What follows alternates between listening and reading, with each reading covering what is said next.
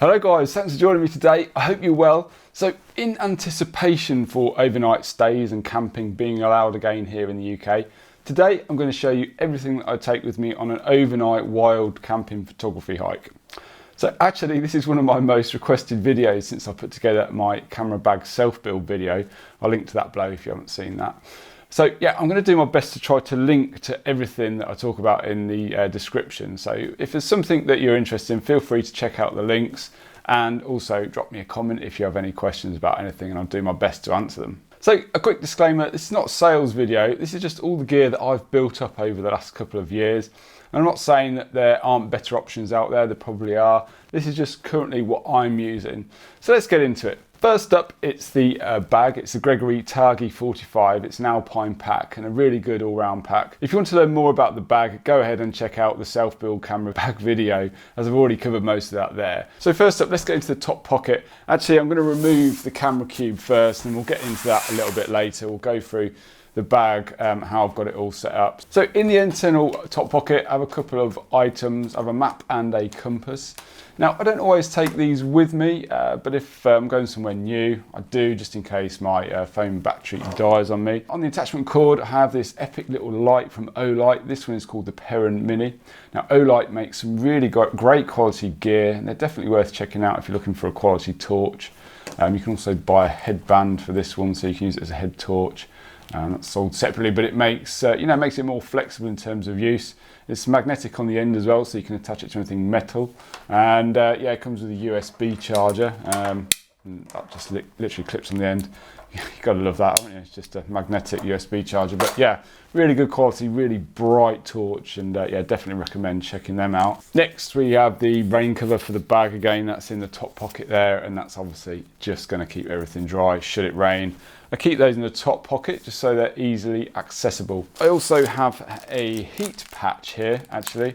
And this is just one of those hand warmers. I don't use these very often, but should I run into some really cold weather and yeah, things get a little bit chilly, that's just going to help when I come to do my photography if I need to warm my hands up. But that's been in the bag for ages. I haven't used it. In the outer top pocket, I've got a few other things I need to get to really quickly if I need to. Whoops. This one is just some Factor 30 sun cream, some tissues. Now I don't take a first aid kit with me, but I do have a few items in this little waterproof dry sack. And literally all that's in here is some self-adhesive bandages, some plasters and a few painkillers. So yeah, not a full first aid kit, but just, just something to get you by if you need to. So that's the top pockets done. In the front pocket, I have my waterproof jacket, mountain gear dry light jacket. It's not a Gore-Tex one, so it's not top of the range, but it is very, very good. It's lightweight, super waterproof. And I've used this throughout the winter this year. I've been very impressed with it. Like loads cheaper than their Gore-Tex ones because they're extremely expensive. If I had the money, I would have gone for a Gore-Tex. But yeah, this is totally serving the purpose right now. And also in there is my hydration pouch, which this takes 2 litres of water, so that's just enough water for me for a long hike and overnight camping trip. So that obviously sits in the front pocket there, and the tube comes through to the strap in the shoulder, which allows me to have water without having to take my bag off. So when you're hiking, that's really helpful actually. So let's go into the main compartment of the bag. This is my Rab down jacket. Yeah, so you might have seen this in a lot of my videos. It's the Alpine Microlight. It's a down jacket. So yeah, really, really warm and so lightweight, and like it packs down in such a small size. It's great if you don't think you're gonna need it, you can still take it with you because it just literally weighs nothing. It is down, so a few things maybe you should think about if you're looking to get a down jacket or anything down is it doesn't cope well with water. So once it gets saturated, it's pretty much useless. So if you are having a down jacket, you really need to take a waterproof layer to put over the top of it if it rains. Otherwise, you're just going to be freezing and soaking wet. So down is brilliant. It's a great insulator, but it does have its drawbacks. You also need to make sure that when you're storing it, you don't store it in the stuff sack. You want to be storing it on a hanger somewhere where it can just keep aerated and keep its fluff, if you like. Otherwise all the down gets crushed and it doesn't have the same insulating values. So yeah, anything that's down, make sure you you hang it properly afterwards. So you just got to take a little bit of care with your down stuff, but I do think it's really worth it. And yeah, I love down. You just feel like you're in a cloud basically. Moving on, the cook set.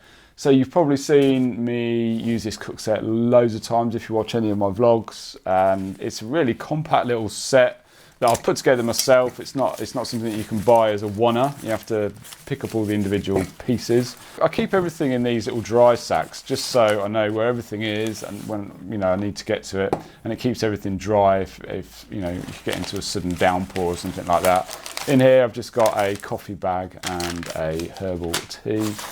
So this is a Stanley Pot. It's super lightweight.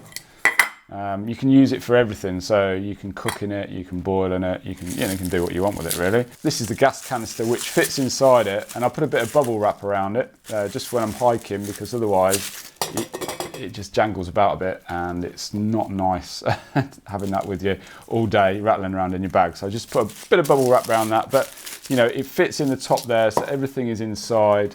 This is a titanium BRS burner. This is really good. I've been really impressed with this. I've had this for, I don't know, maybe 18 months now, and it's been, yeah, maybe 2 years actually. It's been really good. Super compact, literally just screws on the top of there, and then you can sit the pot on top of that. Inside, there's a cup, which actually comes with the Stanley Pot. I don't always take that with me, but what it does, it stops the canister from slipping down into the bottom of the pot. And if it goes into the bottom, it's a right pain to get out. So for that reason, I always take the cup with me. Just keeps it from going further down. I've got my Victorinox Swiss Army knife. You got to have a Swiss Army knife if you're going camping, haven't you? A box of matches in a dry sack so they don't get wet. Yeah, so that's my cook set. Super lightweight, super compact, really easy to put together.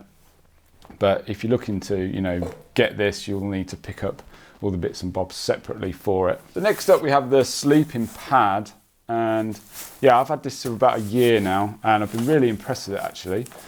This is the Exped Downmat Lite 5M. But it's really good, and it's insulated. So inside the mattress there is a layer of down, so when you inflate the mattress that down all puffs up, and insulates essentially your body from the ground. So it just provides that little bit of insulation to take that coldness away, and that makes such a difference. I can't tell you how much of a difference that makes to a good night's sleep. If you've got a cold back when you're sleeping, it's a real struggle to get to sleep, I find. So just having that little bit of down in there really helps. It comes with a pump, so you don't have to carry a separate pump. And that's it there. Essentially, you just unfold that, plug it into the mattress itself, and then just hit it with the palm of your hand, and yeah, it just pumps it up in a matter of like minutes really. So that's really good. Now I have seen other mattresses that offer a better pump, and I think that they actually use the stuff sack itself to pump it up, and I think if this mattress had that, it would save taking that, space saving if you don't need to take an extra pump. So that's the only negative thing I would say about that bed. Apart from that, it's really comfortable. It's super lightweight, and like I said, insulated. So it has many benefits. So this is my sleeping bag, and I've had this again about the same time as the mattress. And this is the Berghorse Elevation 200. Let me just quickly get it out. Again, this is down, so it's gonna give that maximum amount of insulation. And it's a really nice bag. It feels great. It's spacious enough so you're not like cocooned and restricted in terms of movement, but it's so nice and lightweight and fluffy. It feels really comfortable. It's got the drawstring around the top here as well, so you can really pull that in over your face if it gets cold. Again, down, so if it gets wet, it's going to be useless. So keeping it in dry sacks, such as this, which this one comes with, is essential for making sure you don't get any damp on your bed. Again, what I tend to do is only open this about 10 minutes before I'm going to go and sleep, just in case there's a heavy dew or anything like that. And it keeps the bag dry. So yeah, I really enjoy this bag actually. It's really nice. It's a really good purchase. I was really pleased with it, and it's quite a bit cheaper than the Rab sleeping bags. And although I haven't tested any of the Rab bags, I think this, you know, offers really good protection down to about, I think they say 3 degrees. So, you know, all of this gear here that I've got, I haven't taken out in the winter time. This is generally from early spring through to late autumn. So if you're planning on going, you know, through the winter, you're going to probably want to look at, you know, more durable kit and yeah, bigger bag, maybe a different mat. So yeah, this brings me on to the tent. Now, I haven't done any videos with this particular tent, and this is a Vango Nebis 200. So yeah, this will get its maiden voyage hopefully sometime soon when they let us. And yeah, it's been really, I've used it a couple of times last year. I got it towards the end of last year, done a couple of camping trips with my son. And yeah, it worked really well. And it's got really lightweight poles and pegs. Now, this is a 2-man tent really.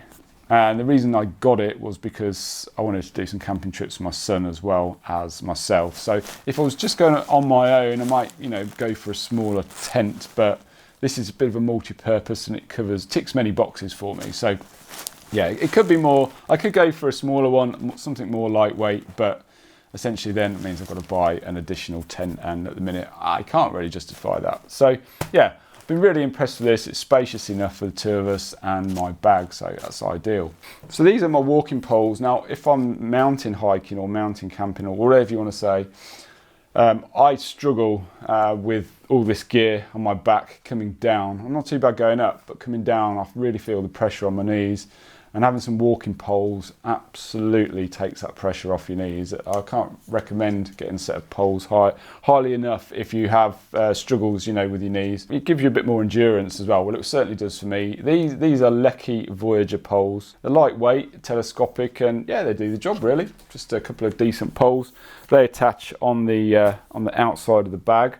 I'm also looking at trying to make these into like a selfie stick type thing as well for my phone. So I'm going to get an attachment which I can put on the end there, which will allow me to do some sort of selfie stick type things with my phone when I'm, you know, doing the video recordings as well. So that might be pretty cool. So jumping on to the camera gear. Now in here, I've got everything that I take with me, all in this one cube. Now, I could take more, and you know, it's quite difficult actually leaving stuff behind, but I have to make sure that I keep the weight down, because essentially if I take too much gear with me, it probably means by the time I've got to my location, I'm absolutely knackered, and then I just don't want to take any photos. So I've got to keep the weight down. Keeping the weight down means I'm probably going to get more photos. So that's my thought process. So I take one camera body, and that's the Fuji X-T3, which sits in here. I've got my case filters. I did a review on those actually last week. So if you haven't checked that video out, I'll leave the link for that one down in the description. Essentially in here, there's a 10-stop, 6-stop, 3-stop and a circular polarizer. Nice and compact. Everything that I need really for doing long exposures, waterfalls, and obviously polarization. So lens wise, obviously this is my 50-140 beast. This is not a weight saving option at all, but I just love this lens. And when I'm wild camping, generally I'm in the mountains, and I really do think a telephoto lens is essential for the mountains. Quite often I think, oh, do I need to take this, you know, but I never leave it behind. It's just, I just can't. So yeah, not exactly a weight saving option, but essential for my photography. In here, I've got my 10-24 lens, which is everything from wide angle through to sort of, you know, your medium 35mm ish if you're on a full frame camera. So that is, you know, essential as well. I can use this for filming most of the vlog and also doing pieces to camera. So it works well for that. And yeah, that's really good. And in here, I've just got a little stuff sack with 3 batteries. 3 batteries is enough for a wild camping trip for me, when I've got one in the camera as well. Now, instead of having a divider between the camera and the lens, I've got my hat. So should it get really cold, I've got my hat there, you know, as well. So that you know, just means I've, you know, using that as a multi-purpose thing really, just to take the vibration between the lens and the camera out. I've also got a lens cloth there, which obviously you need. So that is everything that's in the camera cube. Feel free to check out these videos if you fancy checking out a wild camping trip from last year. If you enjoyed the video, please drop us a like, as that really helps. And I'll see you next week, guys. Take care.